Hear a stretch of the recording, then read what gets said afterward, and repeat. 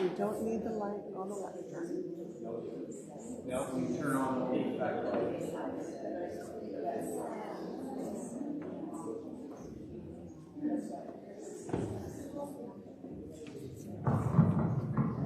Test 1, 2, 3.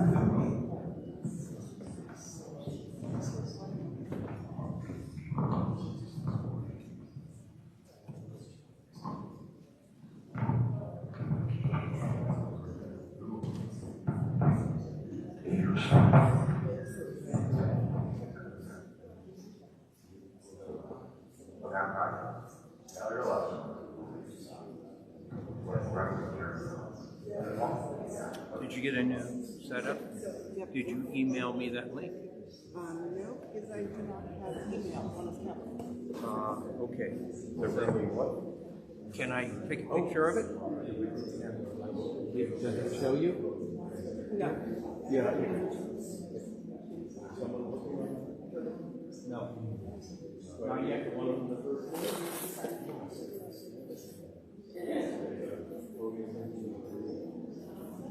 You need help?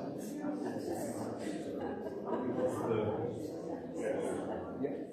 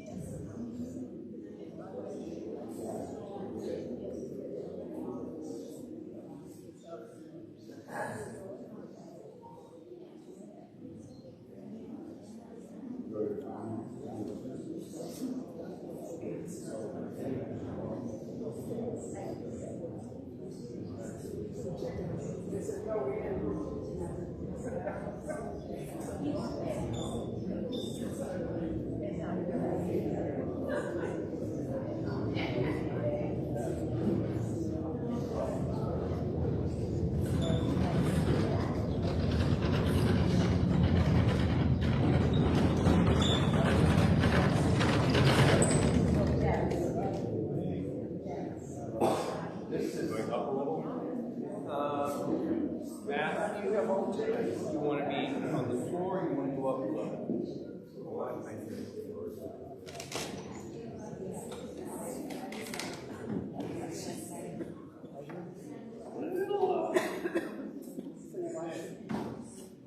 Don't fall over, man.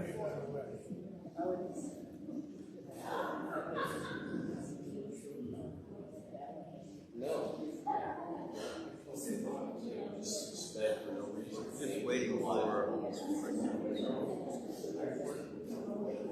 Did you make your friend unnecessary?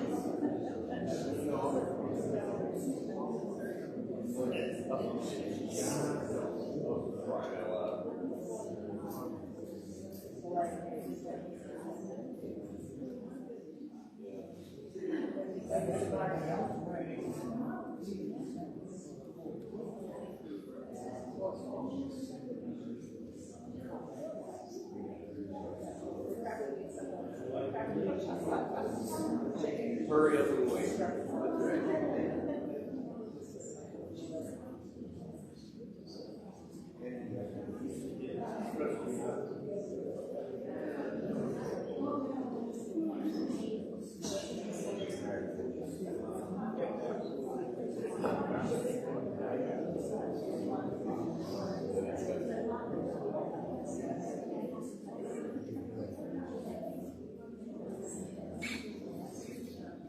Has anyone asked you to silence your electronic devices?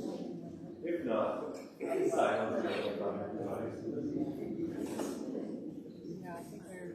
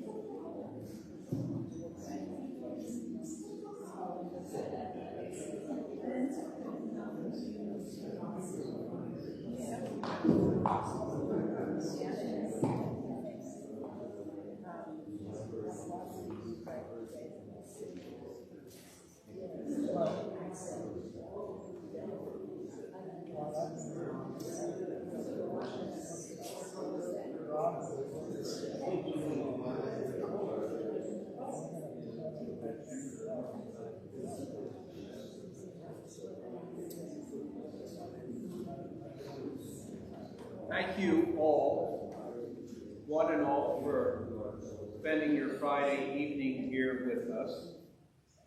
I am Russell Meyer. I am the Executive Director of the Florida Council of Churches, and I have been the convener of the Florida Interfaith Climate Action Network Assembly. Our first assembly was in 2015.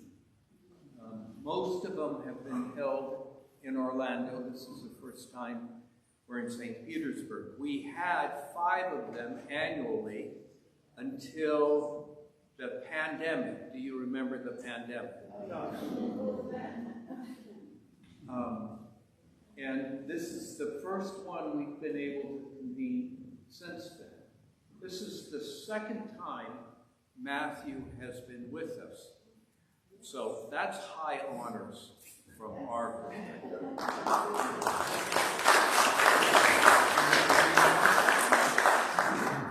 And this time he's brought along the Cosmic Mass. So I certainly hope that you're all going to be hanging around tomorrow, but then Sunday afternoon across the street at the Coliseum for the Cosmic Mass. I actually have an assignment for you, and that is you must bring at least 5 people. I'm not laughing. The Coliseum could easily hold 1,000 people. And 1,000 people in the Coliseum doing the Cosmic Mass under the direction of Matthew, Skylar Wilson, and assisting them is our own local Fred Johnson, if you know who Fred Johnson is. 1,000 people doing the Cosmic Mass. Sunday afternoon in St. Petersburg would be a culture changer in this town. That's how powerful the Mass is. I speak from experience, having been able to attend the Cosmic Mass with Douglas Bonar sitting back here. We did a workshop together at the World Parliament of Religions in Chicago in 23. And so, what Matthew is talking about tonight, you get to do on Sunday afternoon. So, if you thought tonight was important, I'm telling you, Sunday afternoon's important. And before we get started, and I bring Matthew up here, and then sit back and put up my feet for the rest of the evening.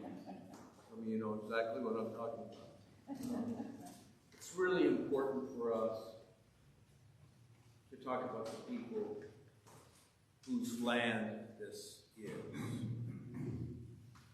So I want to share a few things on the land acknowledgement that was produced by the University of South Florida, St. Petersburg, and just a couple of additional comments. Humans first settled in the Tampa Bay region around 15,000 years ago, according to the archaeological evidence. For most of that time, indigenous communities of hunter-gatherers built a prosperous life on Florida's largest open water estuary, taking advantage of the region's rich resources. Native American nations such as the Calusa, the Tocobaga, and in more recent times the Seminole and the Kasuki would harvest all they needed from both the land and the sea to develop sizable populations and rich cultures. Some estimates say 250,000 native peoples lived on the peninsula at the time the Spanish landed. Not only did Tampa Bay have all the land resources such as animals to hunt and wood to collect for fuel, but vast coastal resources such as fish to harvest. They never had to take up farming because the resources along the coast were so bountiful. Much of that changed with the discovery, quote unquote, of the New World by European explorers. St. Petersburg is one of the first landing spots. Maybe I know we have done on the Gulf. The doctrine of discovery was probably first read here at St. Petersburg in Arabic by the Moor who was part of the expedition whose conquest, which the doctrine of discovery was. So of the New World, of the Old World languages, Arabic was probably first language up to the Panhandle and then went across to the southwest.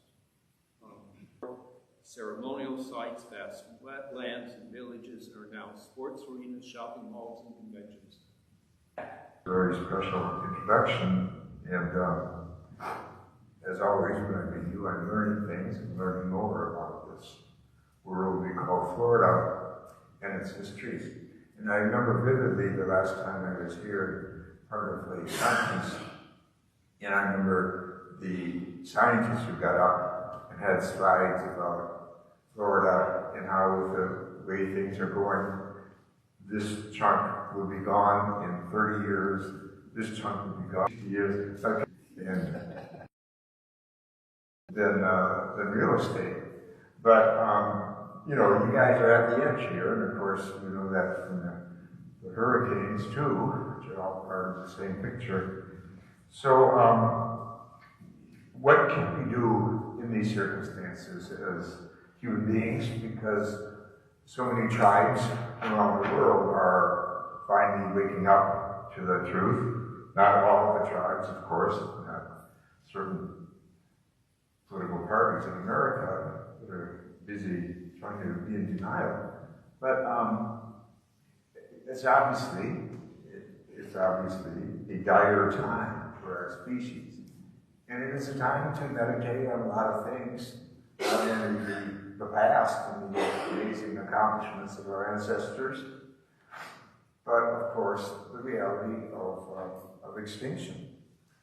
And 100 million other species are going extinct these days, these years, and we have no guarantee that we're going to be around forever either. In fact, when you look at our many ancestors, and we're discovering new ones all the time, and whether we're talking Neanderthal, I actually have a list here of some of these because I want to get to know them. Homo habilis lived 2.4 to 1.4 million years ago. Homo floresiensis lived 95,000 to 17,000 years ago in Indonesia. Homo erectus lived 1.9 million to 143,000 years ago. And of course, Neanderthal, and they keep finding more of our relatives. But we have to meditate on the fact that all of these, and I think they're up in the number of 12 to 14 now, they're all extinct. So there's just no guarantee or insurance policy that our species is going to survive. Which, of course, raises wonderful questions about how do we survive? And when we survive, we look at various tribes, and if we talk about the indigenous people of America, we talk about the Jewish people, we talk about black people brought over here to be slaves, ceremony, ritual are at the heart of all of their survival. Check it out. Check it out. That's what keeps communities together. And when ritual has gotten stale or boring and is not appealing to the young, that's not a good sign for the future of any tribe. And this is what I've been working with the last 30 years, that I intuited pretty early as a priest, as a Catholic priest, that for a lot of people, especially young people, worship was boring. It was not alluring. It was too rigid. It was far too oriented to the eyes.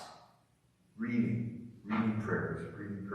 I remember I met a Native American a few years ago who was invited to go to the United Nations, and they had many people from different religious traditions to pray, to lead prayer. And he said to me, I couldn't believe it. All these white religious leaders got up and read their prayers. He said, I don't even know how to read a prayer. A prayer comes from the heart, on the spot, in the context of the energy, the spirit, the intuition in the room.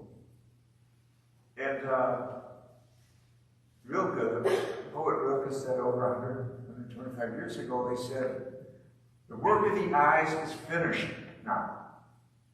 Go and do heart work on all the images that are imprisoned within you. Prayer is heart work. It's not, when I go in my Episcopal church, as a layperson, I'm an Episcopal priest now because Pope fired me. Not this Pope, a previous Pope. I'm kind of proud of Pope fired me. I'm proud of it. He fired me. I won't name Ratzinger by name.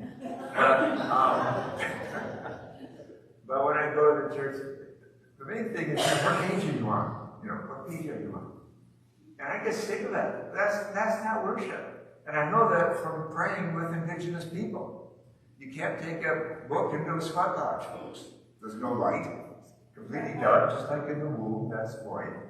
And it's wet in there. everyone's sweating all over that your book would not last at all. So you gotta look to the heart. And I'll tell you, the first time I ever did a sweat lodge, it was in Minnesota actually, with the Chippewa people. My first, after 15 minutes in there, I said to myself, I'm gonna die in here. Where's the fire exit? And I didn't see one. And where's the fire extinguisher? I didn't see one. And then I said, I am going to die in here, and I yielded to the experience. And that's the whole point, to be transformed in liturgy, in worship, in group prayer. Years ago, when I was living in Chicago, 40 years ago, 30 years ago, there's a young African-American theologian. I remember we had a conversation one day, and he said to me, he said, I think 95% of all white churches in America are dead. And I said, how do you define a dead church? He said, a dead church is when you walk in Sunday morning and walk out the same person. No transformation. And I said, well, I think you're wrong. I don't think it's 95%. I think it's 98%. So, I love the liturgy. I love what it can do for us. Just recently, I can't remember when it was, a day or so, I was asked to say something about where my spirituality began. And I said, as a Catholic boy growing up, and especially in high school, I referred Saturday Mass to Sunday Mass. Because Saturday Mass was always dedicated to Mary. So it was feminist, and they drew the readings from the Book of Wisdom, the Book of Sirach, the wisdom scriptures, which, by the way, is what Jesus knew. He was from the wisdom tradition. And it talks in there about how wisdom walks the vaults of the sky and walks on the sands of the ocean. This incredibly cosmic image. And I just loved it as a teenage boy in America. I mean, I liked sports, and I liked cars and all that back then, but this was something special. Hearing these, now I have words for it. It was the goddess, Mary is the goddess of the West, and it was cosmology. It was cosmic, it was creation-centered. That's what wisdom literature is. Finding God in nature, not just in a book. Books are only a few thousand years old, folks. That we go crazy when we find writing that's 6,000 years old.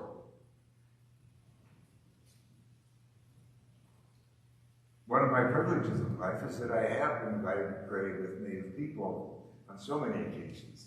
Sundance's Vision Quest.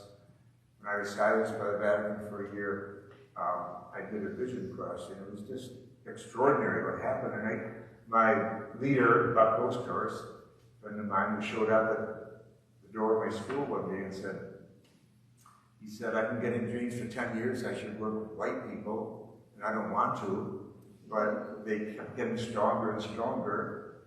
I was told that white people are running things and they aren't very smart. So I've come to help you out. He drove cross-country from South Carolina with his wife and all they owned in their cars, and showed up and said, I'm here to help you. So we built a sweat lodge on campus, Williams College, Catholic. One of the complaints I got from Carpaccio was that I worked too closely with Native Americans. But anyway, he led me into all kinds of prayer forms that really taught me a lot about bringing the body back to prayer. Which is what Milka is saying too. If we got heart work to do, hey, the heart's here. It's not here. I mean, it reflects here. We want to dance, we want to pray with all our chakras. All our chakras, not from the neck up, not the eyes, finding where you are on a page. It won't do. And what I'm really trying to say is that humanity is in a very special place now.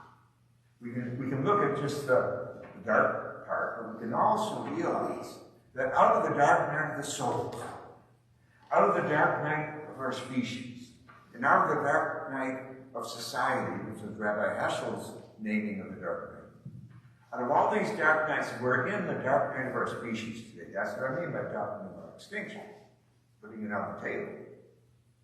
Out of these dark nights comes newness, comes transformation, comes growth.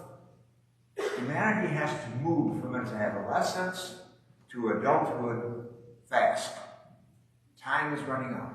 And all the signs, these crazy things happening in our country and around the world, these are all signs of this. That there's this great backlash about feminism, or gender justice, backlash about gays and trans people, backlash about diversity, etc., etc. But it's backlash. That's the past. What is the vision for the future? And how do we ignite it? How do we pass it around? This is what ritual, ceremony, liturgy is about. It's bringing the young and the old together, the elders and the new ones. And it's about, yes, what's the passage?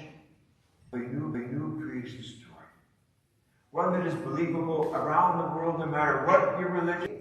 The beautiful pictures from how telescope. And if this isn't enough awe to awaken us to gratitude, which is what real religion is about, and which is what real worship is about, then nothing is. And learning that has 13.8 billion years brought us here. We have to meditate on those numbers and on the story.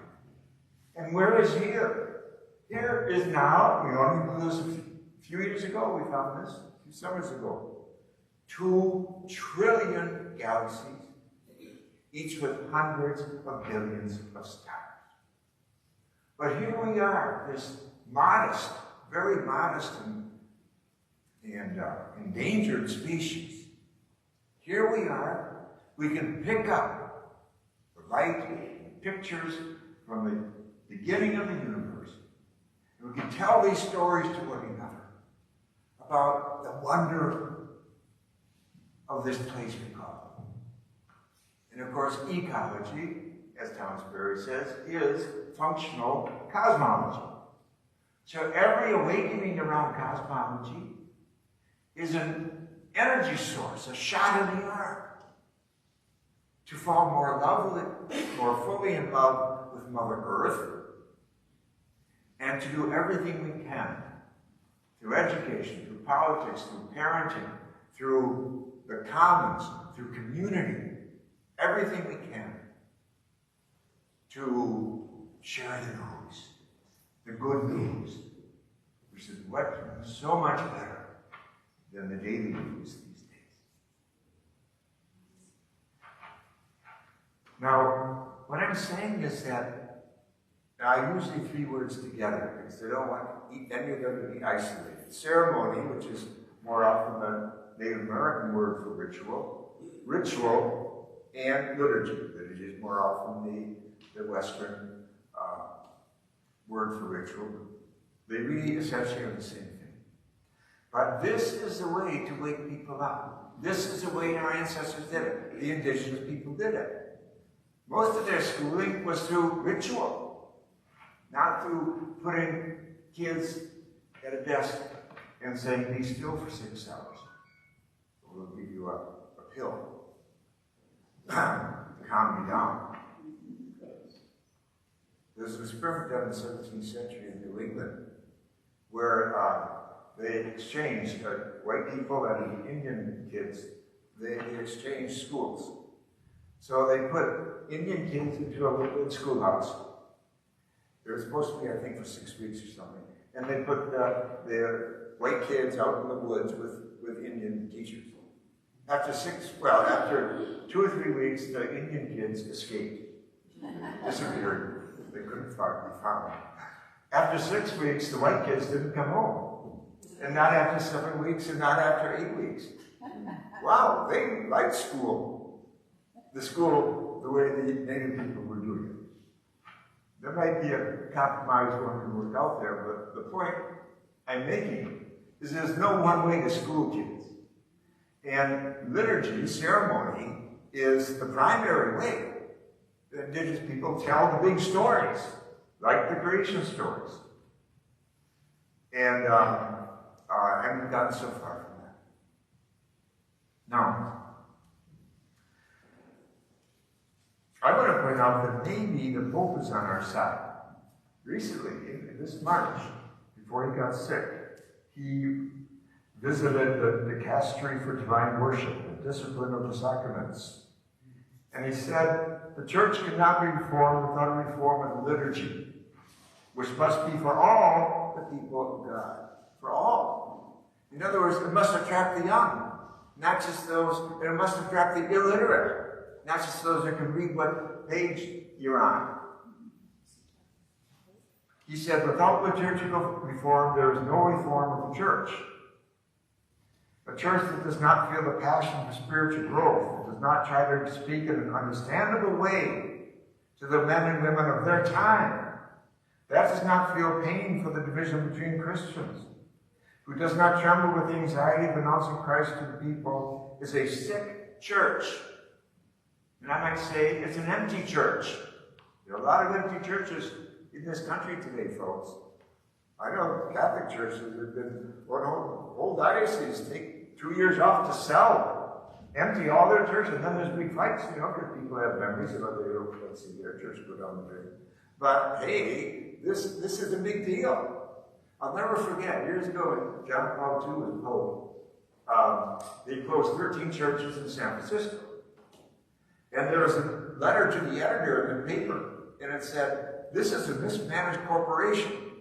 They're selling off their assets instead of asking, why isn't anyone interested in what we have to give? Well, what there is to give, here's Thich Nhat Hanh, the saint of our time. And he was, as you know, Buddhist. But here's the talk he gave. He said, not many people want to become priests in our day, but everyone is hungry. So many people are hungry for spiritual food. There are so many hungry souls. And then he said, these words from Jesus, take my friends, this is my flesh, this is my blood. Can there be any more drastic language in order to wake you up? Drastic language to wake us up. Did you ever look at the church like that? This is coming from a holy man. And a smart man, by the way, I know some people who know him closely. I met him on a couple of occasions, but he told them that as a boy in Vietnam, he was in love with Jesus. He really loved reading about Jesus. So he didn't start from scratch. And of course, Vietnam is heavily French and therefore quite heavily Catholic. What could Jesus have said that is better than that? This piece of bread is the body of the whole cosmos. If Christ is the body of God, which he is, then the bread he offers is also the body of the cosmos. Look deeply and you notice the sunshine in the bread, the blue sky in the bread, the cloud and the great earth in the bread. Can you tell me what is not in a piece of bread? The whole cosmos has come together in order to bring to you this piece of bread. You eat it in such a way that you come alive. Truly alive. This Buddhist monk understood the Mass better than any Christian theologian I've ever read, period. And it's connected to cosmology, because everything is connected in the universe. All time, all 13.8 billion years are present when we eat, and especially in a sacred context. When we remember, which is Rabbi Heschel says, is the most important word in all of Judaism. It summarizes in one word all our ritual. Remember. And this was exactly Jesus' words at the Last Supper, right? Remember. Do this in memory of me. So overcoming the modern era's narcissism and excitement about reading, the eyes, which is not a bad thing. I'm thrilled that we invented the printing press and all that. And I love to write books and read them and all the rest. Not against reading. But not in church. Not when you gather. There's more to do. Rabbi Heschel defines wonder this way. He said, wonder is the act of the human mind confronting the universe. And of course, we hear from that Jewish tradition, awe or wonder is the beginning of wisdom. We have so little wisdom as a species, so much knowledge, we had to invent computers to store it all. But where's the wisdom? We're going crazy today. Following our own home, our own nest, going into denial that there's a radical extinction facing us. I remember part of that conference here that I referred to earlier. One of the points made that I was new to me was that the governor of Florida back then, and I think he's now a senator, put out a document to all the people who work for government saying you can't use the word climate change in any document which has the state of Florida on it. So, you know, denial has just gotten worse and it's gone downhill in many corners.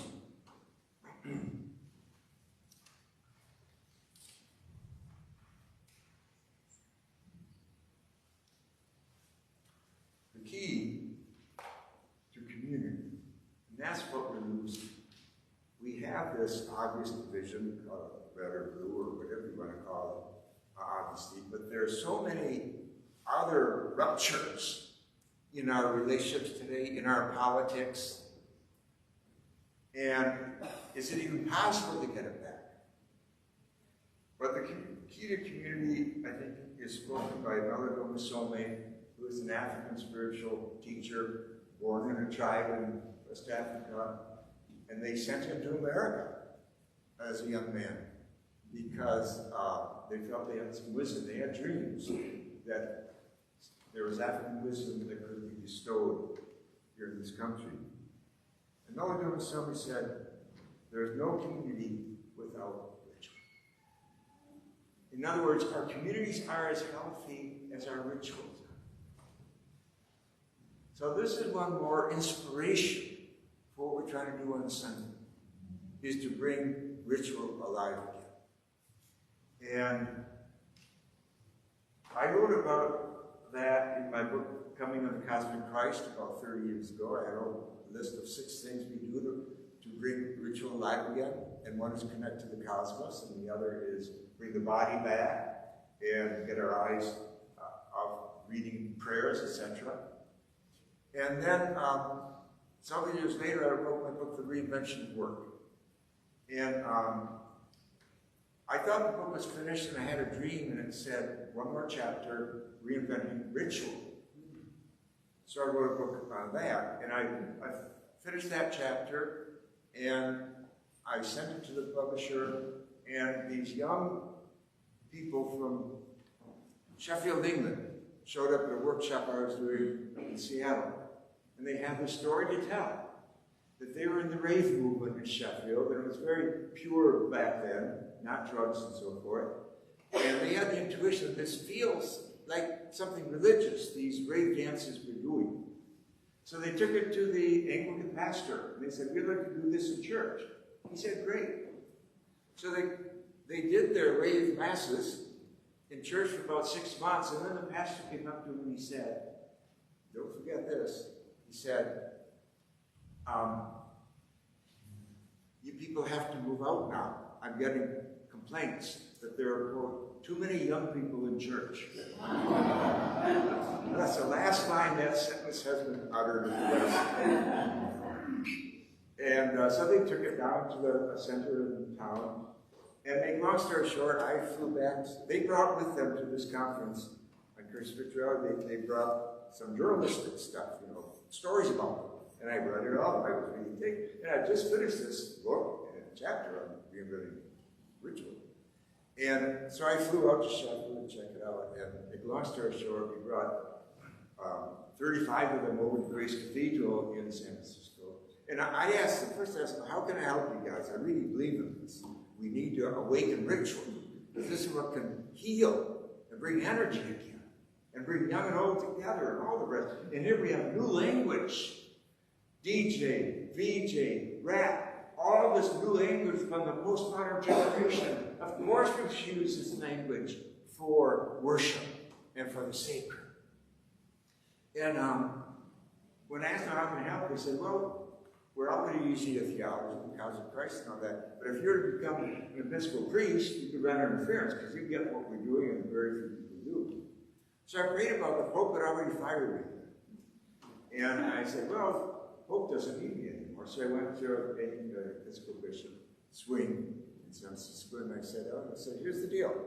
I'm thinking of becoming an Episcopal priest, but only for one reason, to work with young people to reinvent forms of worship. And he said, go for it. He said, we're not doing anything for young people. No one is. I had one question. I said, well, Garcia was there and a number of other people made the front page of the San Francisco Chronicle. And then they went back, but 2 months later there was a scandal, the San Francisco Chronicle. And then they went back, but 2 months later there was a scandal. The young man who was very genius, very bright, a young priest, who did the whole thing, it turned out he was fleecing some of his female flock. So the whole thing crashed. And of course, yellow journalism in England just went crazy, about this. And so we had not started it up yet, in Oakland, but I thought it over carefully and talked it with the bishop. And anyway, we've done it our way in transparent for 30 years. There's never been a single problem that we've had in that regard. So we've done now over 125 of these, and I just feel building this hunger and this need that to kind of call it toxic. Because we do have traditions in the West, Judaism surely, but of course Jesus is Jewish, and he built on that, and the Last Supper certainly is in many ways an echo of the Passover and so forth. So we do have centuries of experience of there being wisdom in these ceremonies. But now is the postmodern era. It is the age of Aquarius, not the age of Pisces. There's a lot afoot, and so we need energized and bodily and heart-filled ceremonies. And I tell you, all our cosmic messages. Jewish rabbis come, Buddhists come, Hindus, yes, Sufis. That's what it should be. That's the future, deep humanism. We should be praying together. Now we can retreat and pray singularly too in our smaller tribes, of course. But to come together as a whole, do that. We need to do that too. And this happens. I'll just tell you a few stories. We did it for 1,000 people, the Mass at in the mountains of Colorado, the Sounds True conference had an annual retreat. They invited us to do Mass there. Okay, we did it. And when we started, I asked, what type of people, what traditions you come from? Atheist. I'm a fierce atheist. I'm such a fierce atheist that I'm walking down the street and there's a church. I cross the street to go by the church. That sounds better. Fierce. But she said something happened to me during the grieving part of the enigma, and she hit her chest. She hit her heart. Something shifted in me. By the time communion came along, she said, I had to have some. She said, my whole life has been transformed tonight in these 2 hours. And at the same Mass, there was a man who came up to me the next day. And he was 53 years old. And he was CEO of a very public, well-known company in Silicon Valley. I won't tell you what. But he said, you mentioned last night that young people aren't in church anymore. It's true. My 20-something kids don't go near church. But he said, I've been Catholic all my life. That was the first time in my life I've understood the Mass. And he said, I want to help you. And he pulled out a checkbook. And with that checkbook that I was able to hire Skylar Wilson, who's our director now, doing Sunday, etc. And then he also sponsored, he paid for our presence at the World Council of Church, Parliament, World Parliament, both in Chicago and Toronto and Salt Lake City before that. Unfortunately, he's not still writing checks for us. But the point is that he himself had this religious experience that was unique for him. And I remember at the Toronto Mass a few years ago, a woman came up after, she said, I'm 42 years old, and I've never had a religious explosion myself like I had today. And at our last, at the Chicago Mass that Russ was at, a woman came up after as a young woman in her 20s, 26, very tall. She said to me, every atom of my body is electrified. She said, my generation needs this so much. We need to focus. We need a focus for all. There's so many invitations out there for so much. But she said, I would like to spend the rest of my life working on this project. So those are just a few stories. I have so many more because things happen. People of all ages. And I remember one teenager in Oakland, Hispanic girl, Latino, and raised Catholic, and she came up to me, she said, I love church, I love liturgy, but I love dancing. And you brought them together. She said, I don't have words for what happened to me out there in this ballroom. We had our masses there, instructions brought. But bringing community back, that's bringing the commons back. And we follow in the Mass, we follow the four paths of via positiva, joy, via negativa, of silence and of grief and suffering, the via creativa of communion, turning bread to wine, and then many ways of interpreting that. There's no one way, but I think Thich Nhat Hanh nails it on the head. And it's bringing the cosmos intimately, erotically, into our bodies through food and drink. And connecting to the cosmic Christ. That's what you're dining on at a Mass. And then the via transformativa, where you get that warrior energy built up from the other three paths to go out into the world and make a difference. But God knows the world is hungry for a difference. So it really works that way. But the via negativa, the grief, always stands out. People always come up afterwards and they say things like, I love that Mass, but that grieving thing was what happened to that atheist boy. Being invited in a safe place to grieve as a group. Like I remember one person saying, I grieve alone in my bedroom, but no one's ever asked me to grieve with a group before. And what we do, we don't have this thing called recital penance for our sins. We grieve instead.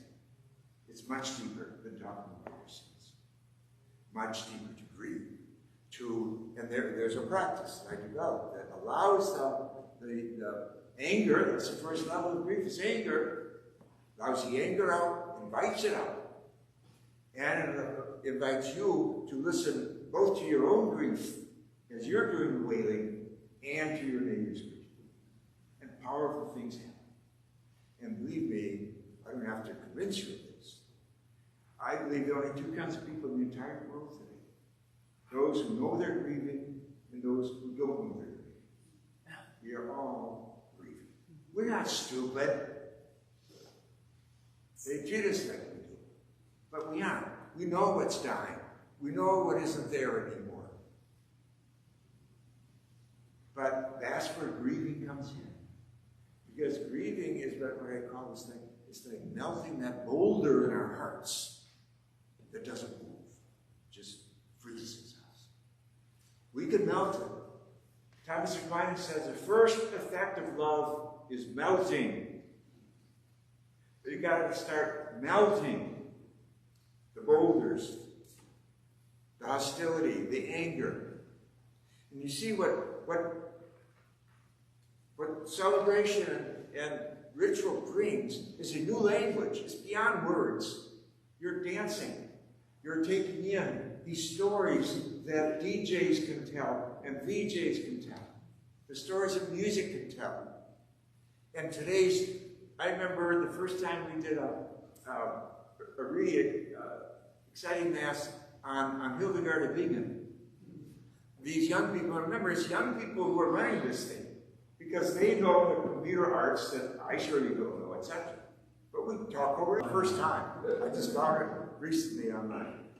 It's sick. First time. I just found it recently online.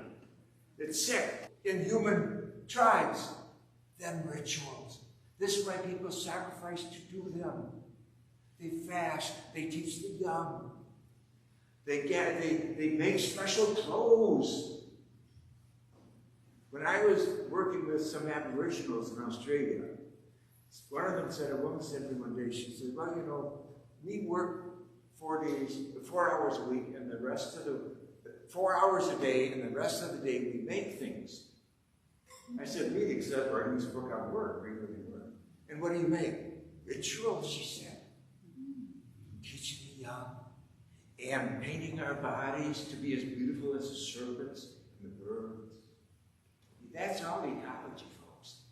That's taking ecology into the body, into the imagination, and into the sacred spaces where we can all say yes, where we can all say thank you. One of my favorite lines in Thomas Aquinas is this. He says, the essence of religion is supreme gratefulness. He doesn't say the essence of religion is a perfect building, or perfect dogmas, or perfect hierarchy. It's the virtue of gratitude. That's the essence of religion. And of course, in the Christian tradition, the word for worship is Eucharist, which is a Greek word for thank you. Eucharistine, to give thanks. And of course, this is the Jewish tradition too. This is what the Sabbath is. It's a day off to be still, find repose, and give gratitude, and fill up for the next 6 days. Get your work done.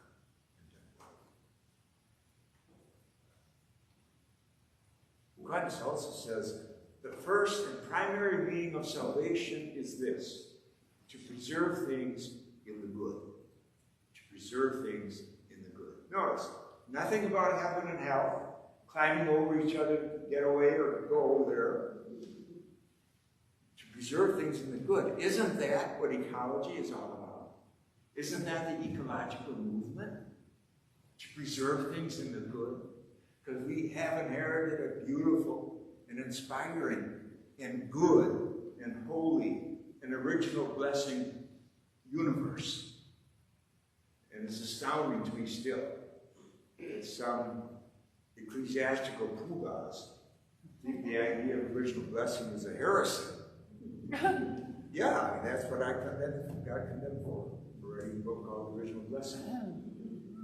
But you see, the word blessing, it means goodness.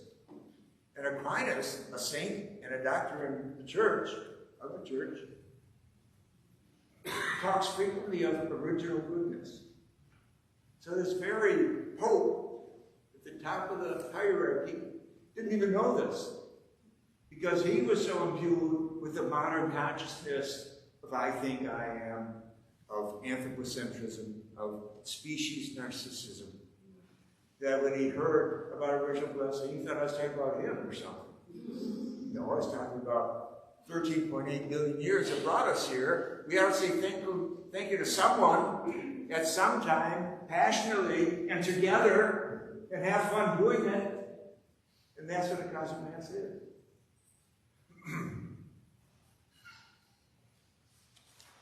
Now, I don't know how much time I have, but we started late, so you'll have to tell me when you want to yank me. Because I thought you were only halfway through. Oh, well, I won't be that long-winded, but thank you for giving me that encouragement. Here's Thomas Berry. First of all, I'll tell you a dream I had 20, 25 years ago. And it's what the native people call a big dream, meaning a dream for the community, not just for an individual. The dream was this, very simple. It said, there's nothing wrong with the human species today except one thing. Now, just that one sentence blows my mind. There's only one thing wrong with us. Are you kidding me? If I could take out a piece of paper and pencil on it, you could write 20 things in 2 minutes, and we'd have hundreds of things that's wrong. One thing. That's pretty important. What's this one thing? You have forgotten the sense of the sacred. That's what the dream said. Wow. All our problems go away if we recover the sense of the sacred. Well, first of all, we have to admit that we've lost it. That we've lost it. The churches have lost it. The education's lost it. It's been draining away the sense of the sacred. What do you do? What do people do when you forget a sense of the sacred? Here's Thomas Berry, the eco-prophet of our generation. We will recover our sense of wonder and our sense of the sacred. Now notice how it begins. Wonder, awe, and the sacred. They're the same thing. We will recover, so he's saying we lost our sense of wonder and awe and the sacred. We will recover our sense of wonder and our sense of the sacred only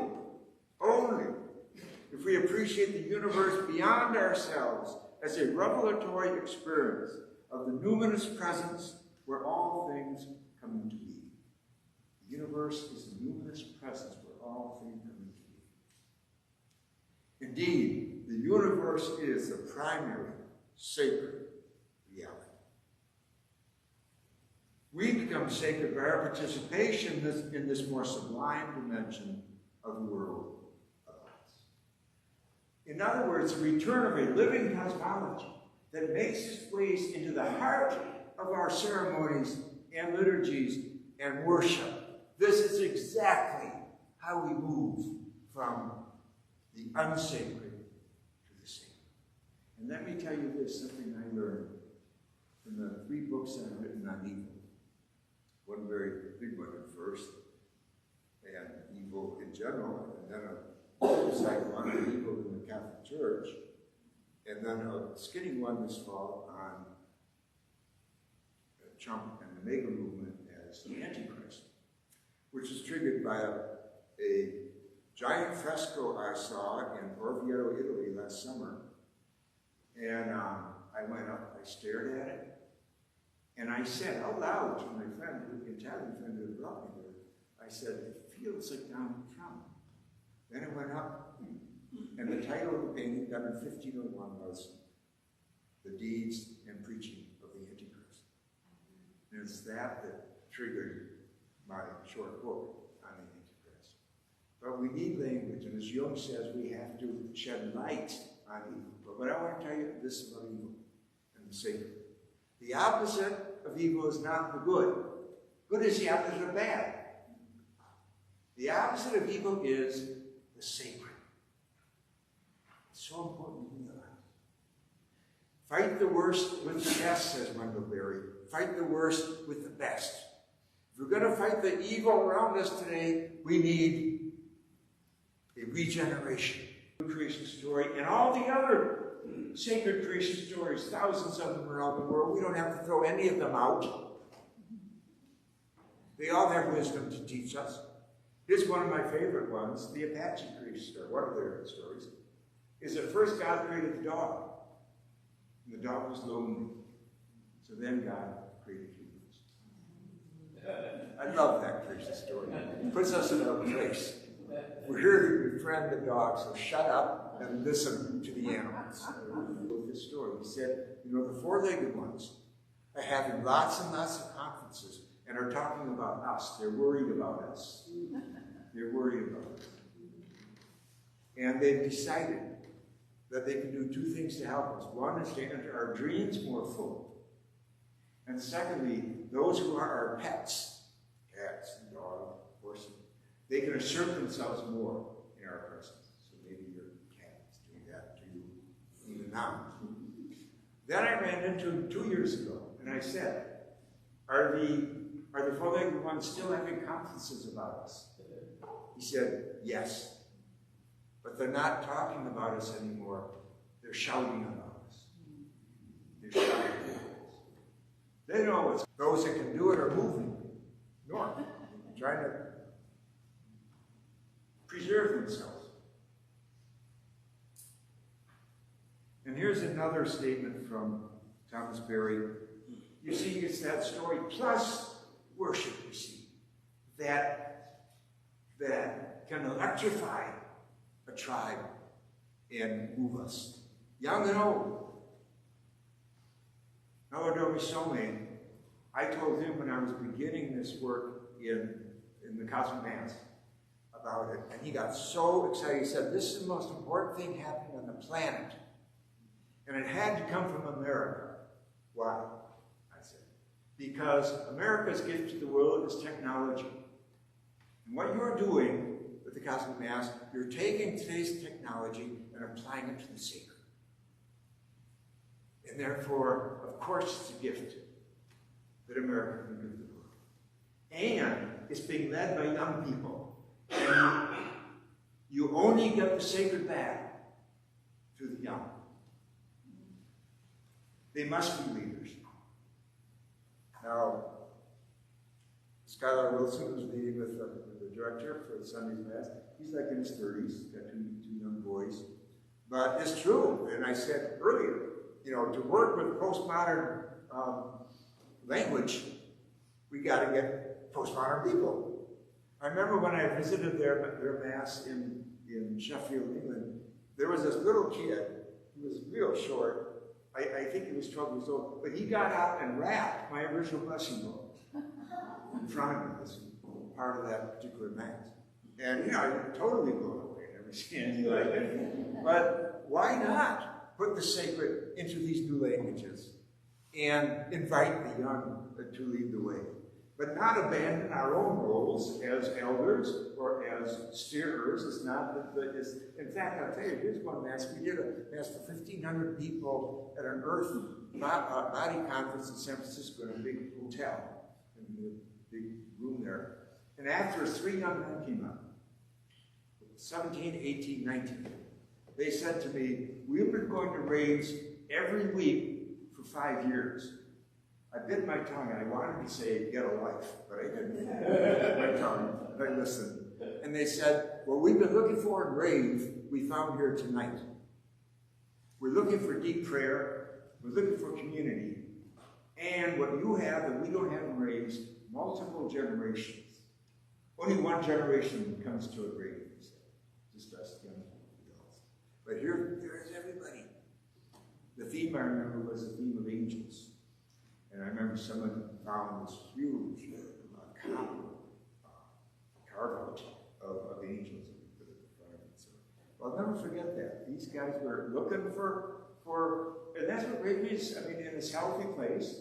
And by the way, when I started this, I spent a whole year doing nothing but listening to Rave leaders in the Bay Area. For a whole year, we met once a week in Jerry Brown's auditorium home, where he was living before he was mayor. Governor the first time. But he gave us a space, and we talked about this, because I knew it came from Rave in Sheffield.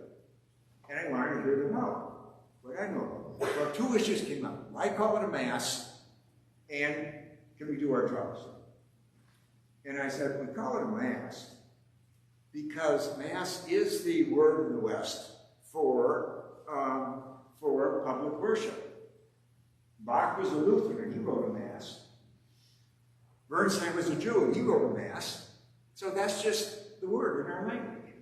You don't have to start from scratch and do it. But by doing it this way and keeping the name, you're telling the Pope he doesn't know how to pray very well. That he should be dancing his prayers with VJs and DJs and rap and the rest, you see? So it's political. Don't let them have the definition of Mass. We'll take it back. Regarding drugs, I would not compromise at all. I said, I will prove to you that you can get high on ritual, ceremony, and liturgy. And we lost 50% of them. But I remember one Brett, the oldest one in the room was like 33, an old man there. And I remember him saying, well, you know, my experience with drugs is it's like a window shade. You know, it just opens something up to you. You don't have to bring it all the time, and certainly not to worship and so forth. But I'll tell you a story. When we did a mass once in Oakland at our historic Swiss ballroom, afterwards, this woman wrote me and she said, I work with teenagers with drug problems.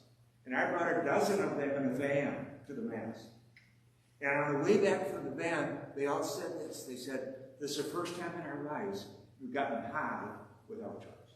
I mean, that's the point of worship, folks, to get high, to have an experience of transcendence, to awaken that mystic in you that is not awakened in most schools and so forth. So, another quote from Thomas Berry. The human venture depends absolutely on this quality of awe and reverence and joy in the earth, and all of it lives and grows again upon the earth. In the end, the universe can only be explained in terms of blank. Blank. I invite you to put your meaning in one word. In the end, the universe can only explain in terms of blank. What words did you guys come? Just shout it out. One word summarizes those few. Mystery. Mystery. Sacred. Sacred. Sacred. Love. Love. Thanksgiving. Thanksgiving. Music. Music. Great. Holy. Wonderful, all these. But his word is celebration. In the end, the universe can only be explained in terms of celebration. It is all an exuberant expression of existence itself. That's what we gather out when we pray together. And sure, we have to clear out the grief and the suffering inside our souls to see it better, to cleanse our lenses that the Buddhists talk about. But this is what happens, and this is why true ritual can charge you and make you strong and courageous. And let me just end with this final quote from Thomas Aquinas of our ritual. Because I've always been in love with this. When I discovered this a number of years ago, it just blew my mind. But bear with me while I find it. I mean, I could tell it to you, but I'd like to, from my memory, but I'd like to get its exact words. Okay, he said, and it's in his commentary on the Ethics of Aristotle, of all places, it's there. It's not in one of his theology books, but it's in his commentary on the Ethics of Aristotle, who was, of course, a, quote, pagan, unquote, who Aquinas was assaulted for loving so much. He wrote 10 books on Aristotle's. Here it is, on Aristotle's 10 books. Magnanimous people, this is Aquinas, put themselves in all kinds of danger for great things. For instance, the common welfare, all of you who are working on the commons in ecology, justice, divine worship, and so forth. I just love that quote, that he says it takes as much courage to fight for healthy ritual as it does to fight for the common good, common welfare, and justice. It's all the same thing. Because you can't just fight 7 days a week against the fury and the foolishness and the folly of what's going on at this time. You've got, that's what Sabbath is for. Find another world to dwell in for 1 Sabbath in your life. The world of celebration. The world of, yes, grieving the real pain we're all going through today. And how many places do we have to grieve? If you're wealthy enough to pay for a therapist, that's one of the few things we offer. But that's not enough. Your grief is carried in your body, in your bones, in your cells.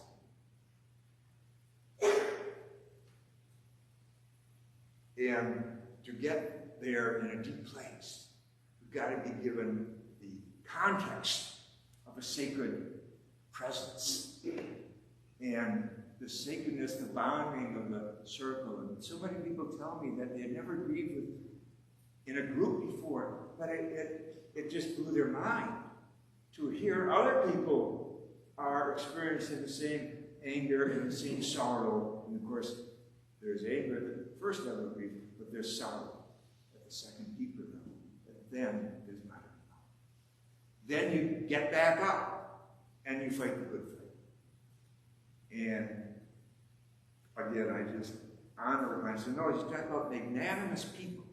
Magnanimity is Aquinas' favorite virtue. He talks about all of that. And you know, it's two Latin words, magna, big, so, magna, magnanimous. So it's a special energy of courage and fortitude, but also of love.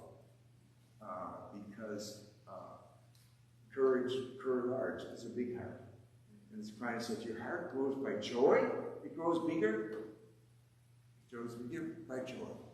And it also grows bigger by grief, by admitting the dark night that we are in, that you are in, and not running. Not running.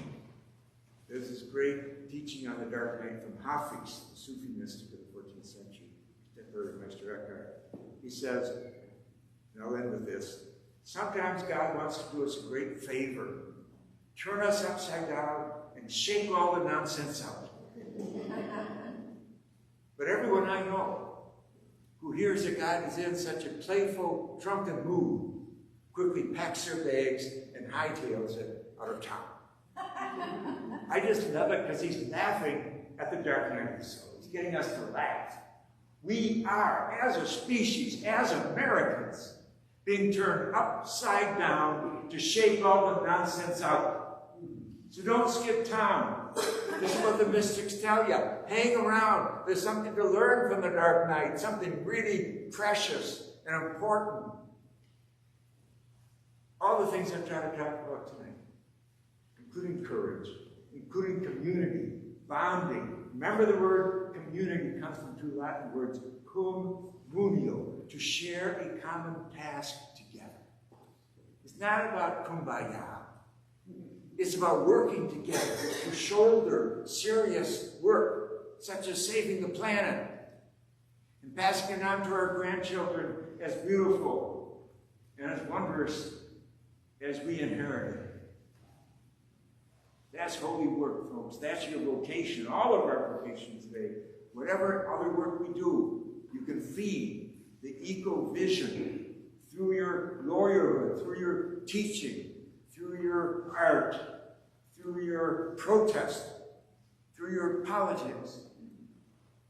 And we need to have the energy to do that, and the vision. And that's the gift that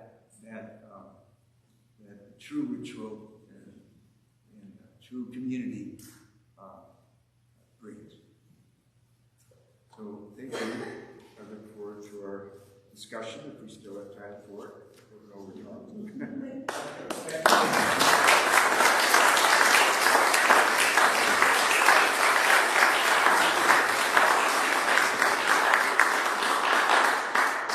I know you spent half a day on an airplane, like in one spot, for a very long time. Right? You had to get up early to get here from San Francisco. So I don't know how much energy you have, but I bet there are at least 3 questions. Great. Is there some water? Someone need some water? Because I am dehydrated from the airplane. Thank you very much.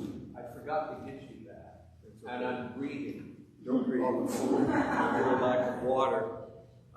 But somebody have a pressing question. Let's do questions first. Do comments later. Let's serious question.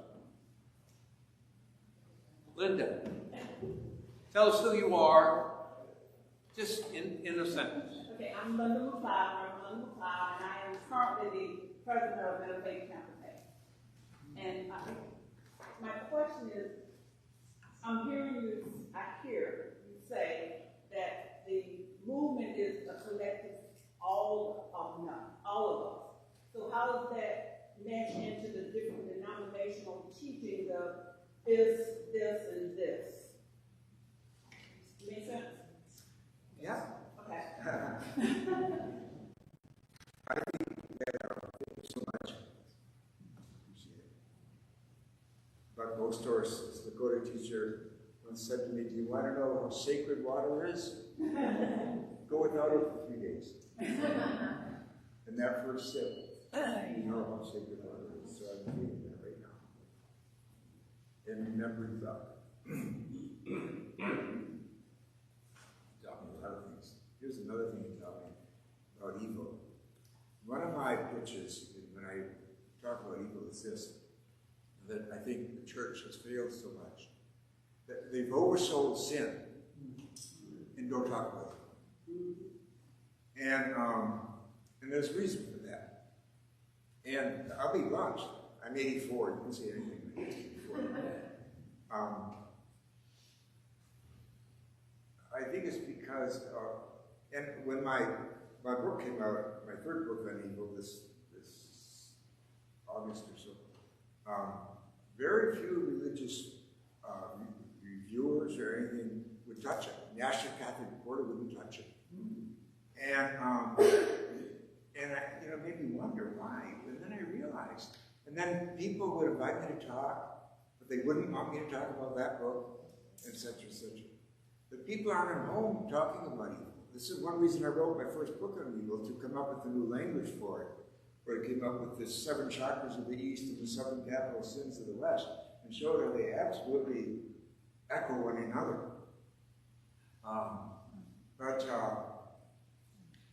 So in answer to your question, notice, when we're talking about the deeper issues in religion and spirituality, I use this image of the well into the underground river. Eckhart called that an underground river.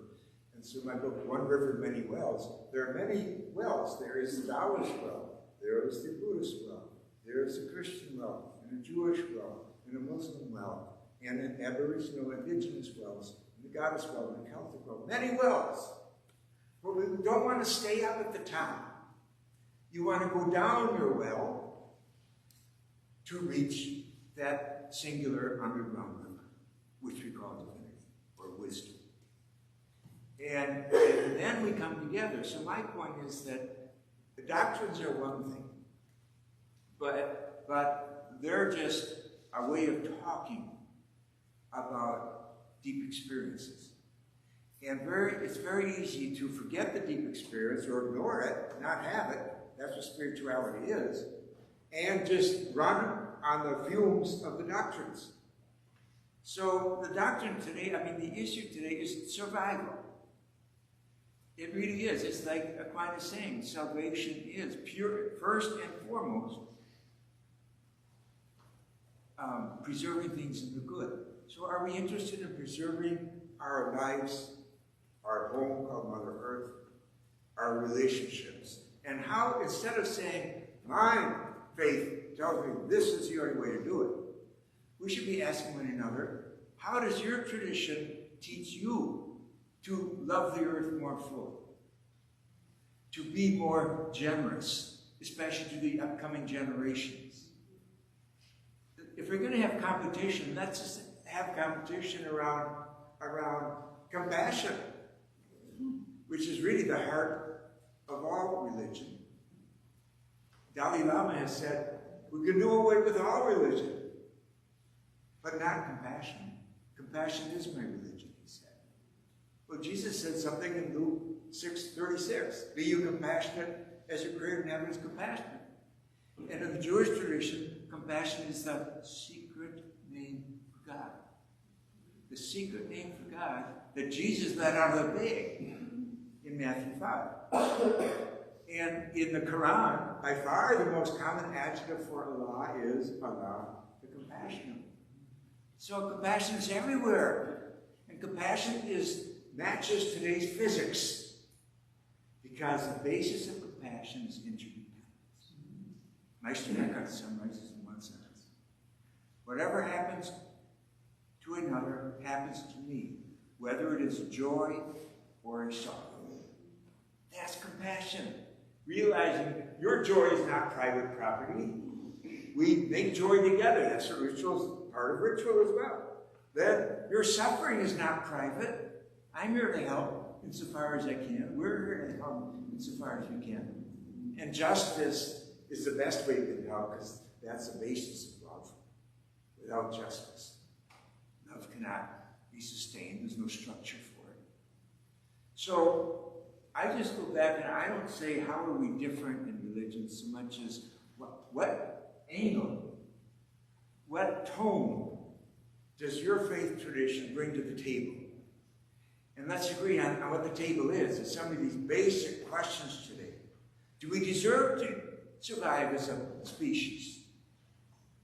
Okay, we vote yes, great. We've just voted for biophilia instead of necrophilia. That's a tremendous first step. And then, how do we get to biophilia? What does your religion teach you about that? And then, what practices do you have? Like I alluded to how much the Lakota practices have meant to me, the sweat lodges and the sun dances and the vision class. I mean, I wouldn't have survived my story with that heavy kind of practice that you don't get in a comfortable church. You don't. You know, in many ways, I think there's a healthy masculinity that's missing in Western religion. And this is why we have all this unhealthy masculinity engendering the kind of politics we have. And the kind of resentment of women and resentment of gays and resentment of trans people and all this.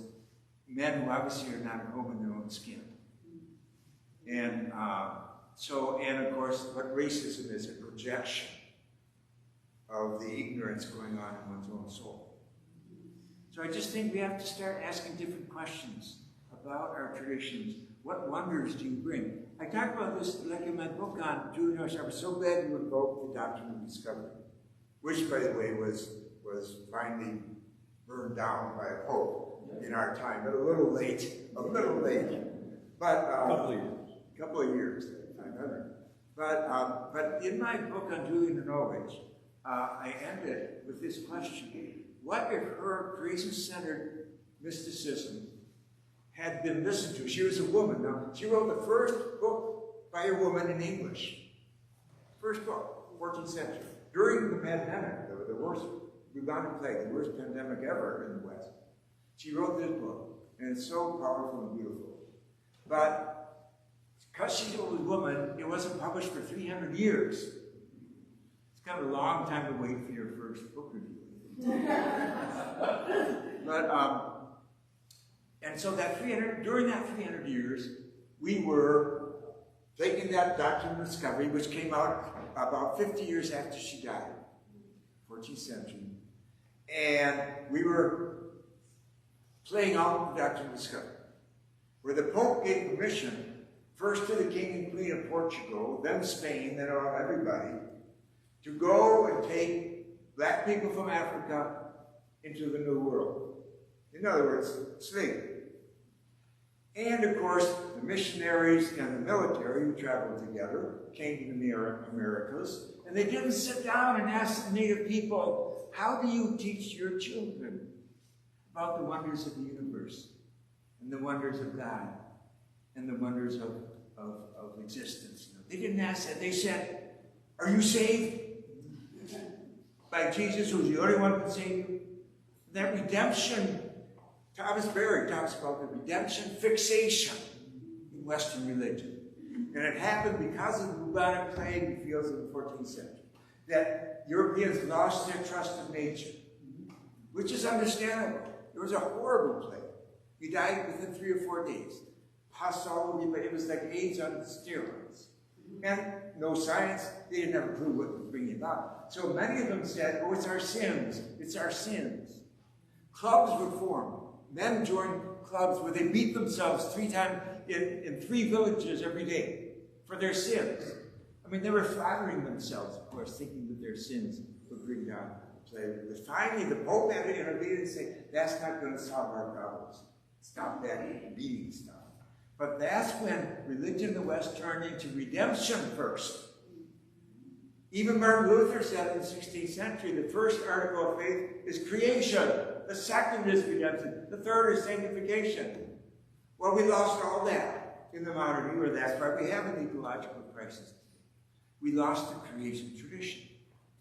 So what I'm saying is that Julian, I asked him at the end of that book, it's a short book, I asked, what if Julian's theology had traveled to America, the so-called New World, and the Europeans sat down with the indigenous and asked one another, how do you celebrate the holiness of creation?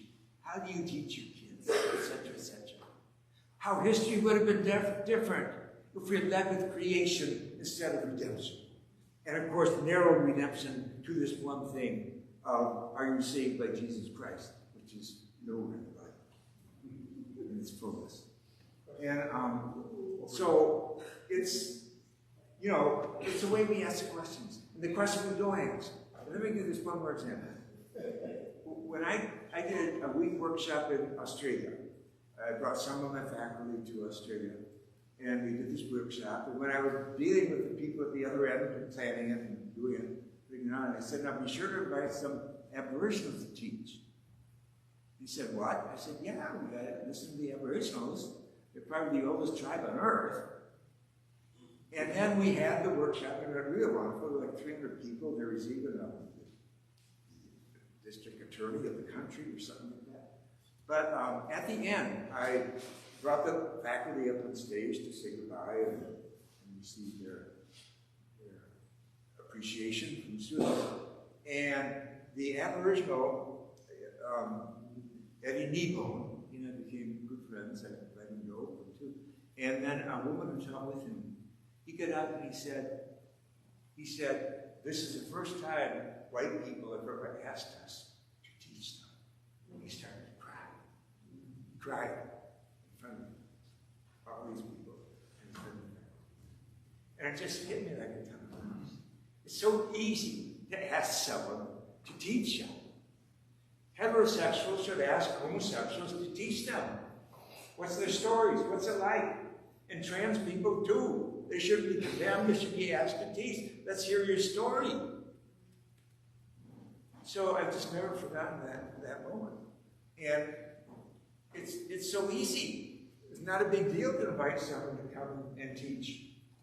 And it's good for everybody. It was obviously good for his soul to get that grief out in front of all of us. And it was damn good for the white people to hear him, especially the Australians, to whom it had never occurred to invite an indigenous teacher to one of their events. You see. So that's what I'm saying. Let's turn the questions around. We have so much more in common. It's a cliche. What we have in common, we're all human beings. And there is no such thing as race. There's thing as different skin color, but it's evolving tremendously, right? Even as we live today. But it's a made-up category. And yet we enslave each other, kill each other, project on each other, and miss out on the fun and the joy and how every culture deals with grief and deals with suffering in its way. And so we can learn from one another. I mean, how many white people have been resurrected by jazz or by the blues? And because black people have done something about their suffering besides just wallow in it. And other people too. So much of our creativity comes out of that via negativity. We have a question. Tell us who you are.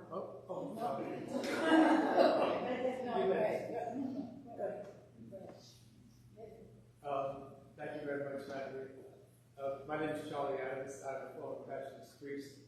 I had the privilege of growing up, in a sense, with Thomas Berry. I was in the monastery with him. He was one of our members of our order. And then as I came back I worked in the Philippines as a priest, came back. I spent a year and a half studying under Thomas Berry and Matthew Fox. I've had some interesting conversations with Thomas Berry. One of the conversations I had with him, and this is the question. As a priest, I was always intrigued with what is the role of Scripture and how does Jesus fit into all this? All this meaning exactly what you were saying, quoting Thomas was teaching about the earth spirituality and all that. And he said to me, Charlie, he says, we need to put the Bible on the shelf for a while. 15 years. Yeah, what? 15 years. 15 years, exactly. And we need to focus on the earth. We've got to save this planet. And then I said to him, what should I do? He says, well, take a course in biology. Learn about the earth, which I eventually did. So now my question is, what role do you see exactly of the Scriptures? I mean, you talked a lot about the Word previously. The Word and Scripture. What role do you see the sacred Scriptures playing in this cosmic creation spirituality? Sure. Where does the Bible come in? Sure. Well, there's a lot of wisdom in the Bible. Sure. And as I pointed out, the wisdom literature, which is the primary source for the story of Jesus himself. All scholars today agree he comes from the wisdom tradition and the prophetic tradition, but they marry really. When the prophetic energy went on time, then the wisdom tradition came along, and wisdom says wisdom is the friend of the prophets, so that there's a very close connection. But Thomas Aquinas said, and this is so important, he said, Revelation comes in two volumes, nature and the Bible. Nature and the Bible. And today, I think we can say nature, the Bible, and other Bibles, that is, the other scriptures of the world. There's wisdom in all of them, including the indigenous wisdom, which isn't written down that much, but is played out in the kind of stories that you shared with us today. They survived. They didn't fight nature. They learned to bond with it. And so much of their ceremonies, too. But, even the biblical ceremonies, the Jewish ceremonies, are built around the seasons. Therefore, the cosmos, they were busy in the whole issue of Passover and the moon and even the things that divided the Eastern and Western Christianity. These are cosmic issues. And think of Stonehenge. What got these people to leave their couches, turn off their TV sets 6,000 years ago, and drag boulders, thousands of pounds, for hundreds of miles before the whale was invented, for God's sake? What got them to do that? Ritual did, folks, connecting the human psyche to the wonders of the planets and the stars and the seasons. They were smart. They knew something was happening up there. And they knew it was important for us humans because somehow they saw the connection.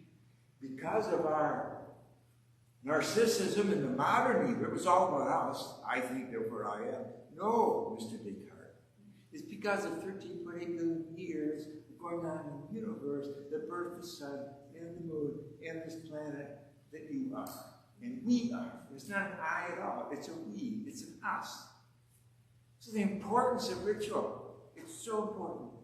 But now, about the Scripture. So, I heard Tom Berry say that phrase numerous times. Yes. I heard him speak at least 25 times. And by the way, he never, ever gave a talk I heard where he didn't quote Thomas Aquinas.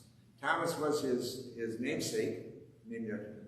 But what's so special about Aquinas and the New Creation story is that the pre-modern mystics, whom I love so much, Hildegard of Bingen, Francis of Assisi, Thomas Aquinas, and moved them in chronological order, Bechtel de Magdeburg, Meister Eckhart, Julian Norwich, and then Nicholas of Cusa.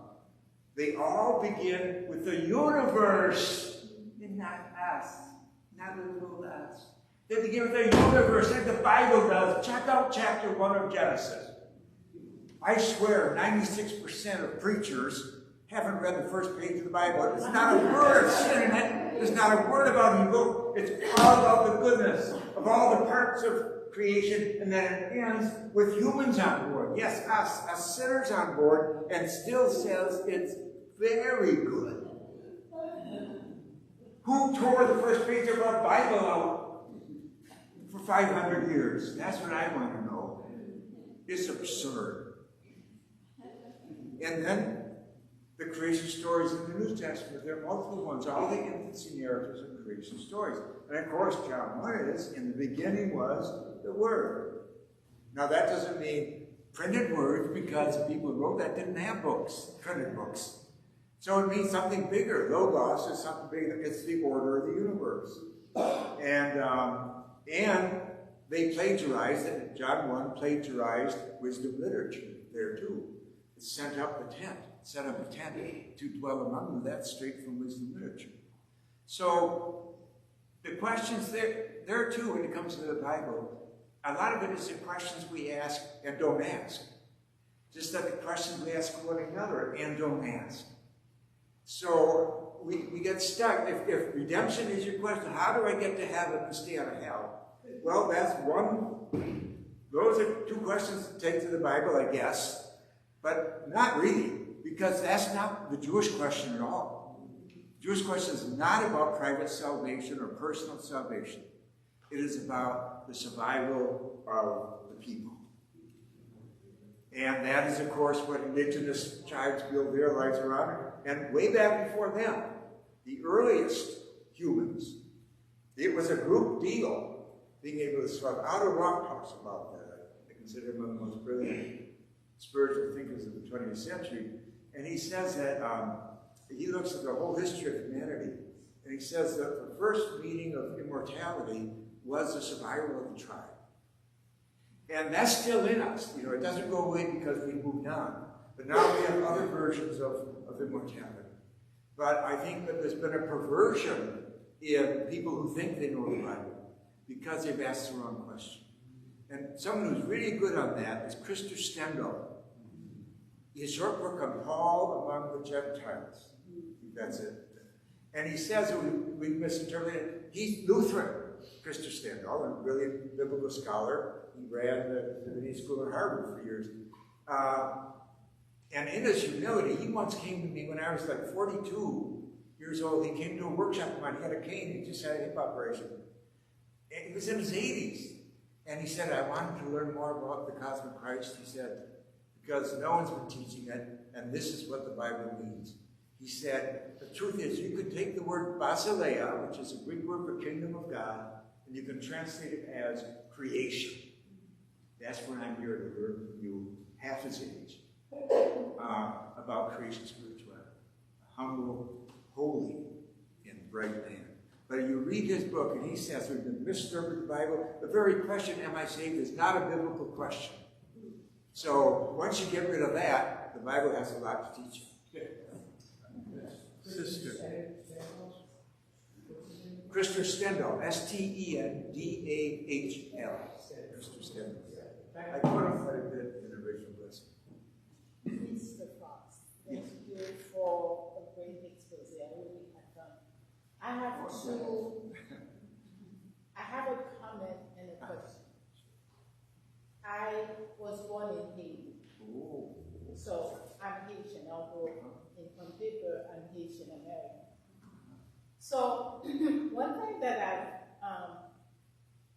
I've noticed, I realized, or I've asked myself the question, is that our forefathers came from Africa and brought with them, wherever they landed, the spiritual practice called voodoo that was made fun of and then eventually stripped away from the Haitian practice or wherever they landed. Now, as I'm paying attention, so the West came in completely, when I say the West, you have the Catholic Church and other churches removed that practice and eventually led the, Haitian belief that it wasn't a good practice for them. But that was their language pretty much, to stay connected to the earth. Even though our forefathers couldn't put any of this thing on paper, they left us with a gift, which some of us took with us, that inner compass that we have, even though it's not written in any book, we just know it. And but it was done through ritual, through acknowledgement of the earth, through ceremony, and even in Catholic Church, some practices, it is called, it's a spiritual ritual within the Catholic Church that is done, where it's exactly the cosmic guidance or healing that will happen on Sunday. And I've already experienced it, it's just like spirit comes to you and, all that happens. But the question I have is, what really happened between what I know, paying attention to this transformation, this awareness? To me, nothing has changed, except that now it is, we call it preserving the earth, we call it, we give it a lot of names, when in fact, I'm sitting here, I'm like, but it has never changed. Because I'm only an example of it. I know it, I feel it, I live it every day, but yet I see it being transformed and talked about in different ways. So it's really a generational language that is making sense to people based on the era that they're born. So that is the question that I have for you. Are we really preserving the earth, protecting? Because I feel that it's the last thing we need to worry about. The earth has gone through so much and is still here. If anything, it's going to be here so many years from now. It's going to be gone. When in fact, we will move on, but the earth will remain. So what is really at the core of this explosive thought awareness that is happening? That is really what I would like to understand, because to me, I'm a testament to a gift that was left to, that I'm living every day. And it's a gift because I'm not doing anything, but I still have that compass that I go by. I don't know if I've been too forward with my words. It's called passion. I appreciate your sharing your experience, because obviously you owe your ancestors a lot. Given a testimony to your ancestors that they taught you from the get-go about the sacredness of the earth and about the sacredness of our relationship with it. And that's guided your life. And because, again though, what I've been criticizing is what I call the modern consciousness and the Enlightenment consciousness, and people like Descartes and so on from Europe, and the Europeans who invaded these lands and didn't ask the native people a thing about their wisdom traditions, such as, so it's very parallel to what your people experienced. They were ripped away from their religion in Africa, but many were sustained by it, even in slavery and even in America, and right up to today, as you're testifying, which is a beautiful thing. So in many ways, what your religion taught you and still teaches you is what Westerners have to recover, because we've gone these other paths. And even the movement into science, which obviously, on one hand, has brought us a number of gifts, like electricity and other things, getting to the moon and back. But on the other hand, has been derelict in teaching us spirituality. And so we've lost our, one of the favorite prayers in the Lakota people is a Homataki, all our relations. It's such a marvelous prayer that summarizes everything you just talked about, that we're related to the cosmos. The earth is related to the cosmos. Yes, the earth is going to be here long after humans, but we are the humans, and we have to ask, do we want to stay longer? There are some humans who are checking out. I know it's like churches. I've talked to them.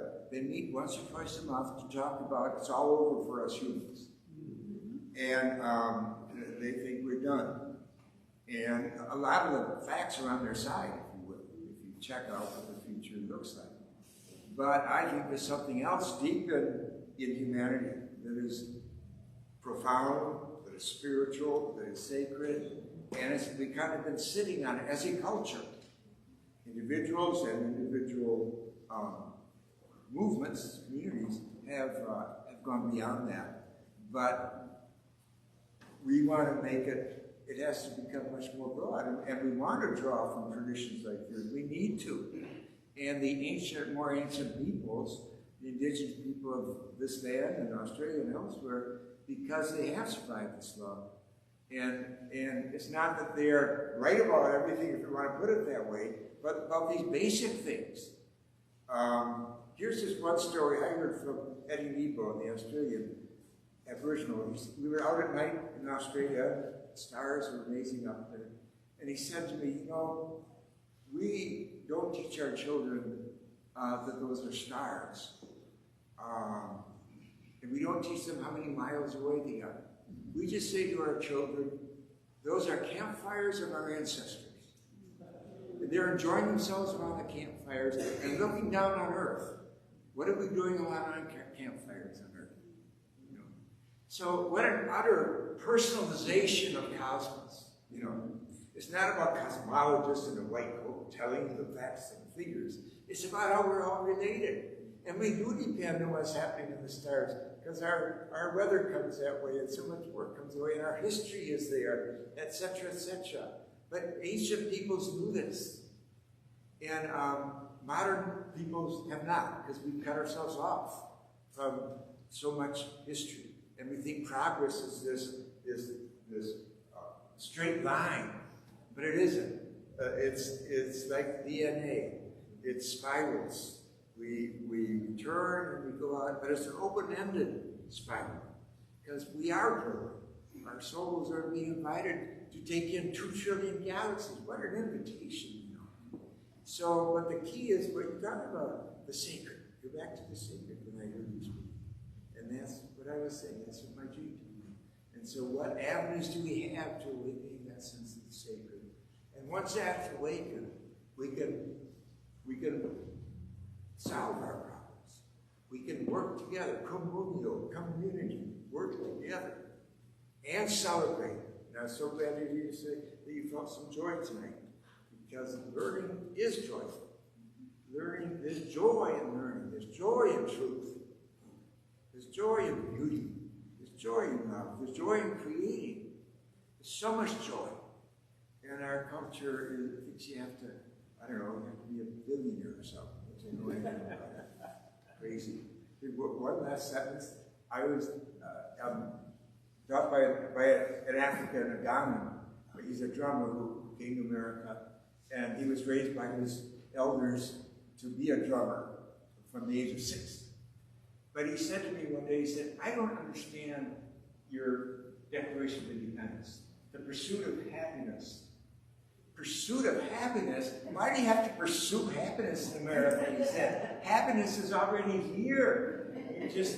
Life is a place of happiness and joy. You don't have to run around pursuing it, because you're all crazy, I said. I'm running around trying to pursue happiness. They've been told they have to pursue happiness. No, it's within us, it's around us. You sink into it. You take it in. You don't go running after it and making yourselves crazy.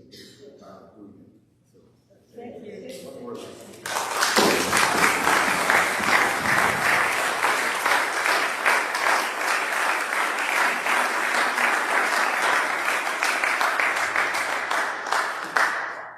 Absolutely. Thank you, Matthew.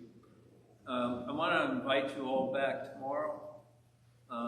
We have a great lineup of workshops and possibilities for community.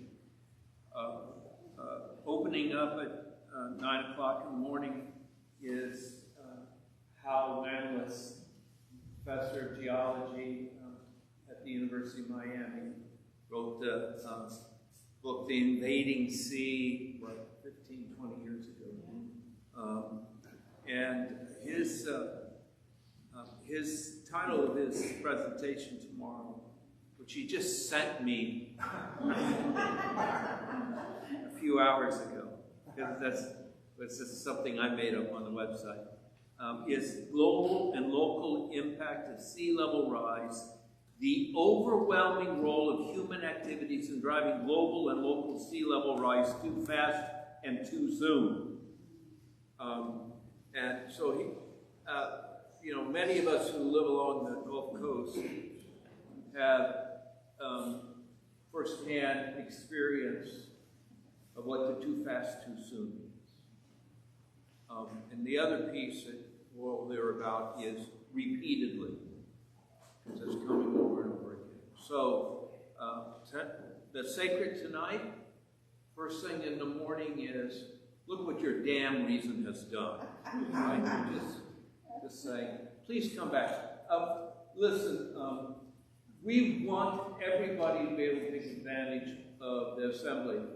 Yes, we have fees because we got real costs.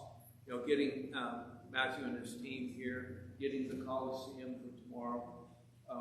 These are real numbers. But nobody will be turned away. Give what you can to support us. What we're doing together is fundamental to who we are in becoming a people whose consciousness is devoted to our commonality rather than to whatever it is that people who think they can live alone think they're doing when they do that. Right? I don't know how they do that. But we're doing this together. We're glad you're here tonight. I want to just finally close with a shout out to the congregation, the folks here from Trinity. They've done a lot of work behind the scenes preparing for us to come. They're staying awake on the steps of the balcony right back here until we leave the building. And so please thank them for their generosity. As you go back out the way you came, Dennis is sitting there with Matthew's books. He does not want to ship them home. All right, enough said. God bless you all. Give yourself a round of joy.